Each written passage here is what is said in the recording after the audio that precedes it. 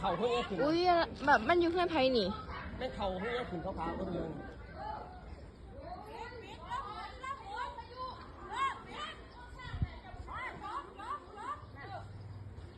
เบิ่งถึงอย่างนี้มันอยู่เพื่อนไพน่ะฮะถือว่าหอดผีได้ดิบอมันอยู่ไก่ห้าววะนี่ใกล้แล้วนี่มันมาแล้วนี่เห็นวะนี่มันมาแล้วนี่ยืมเพื่อนคอยพริกอย่างนี้มันมาดิมันหยอดเพื่อนเพชรแต่มันเดนไปที่ออก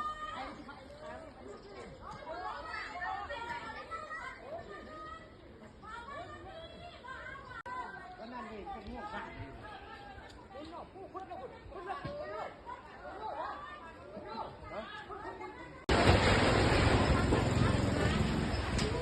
เฮ้ยไอ้เหี้ยเฮ้ย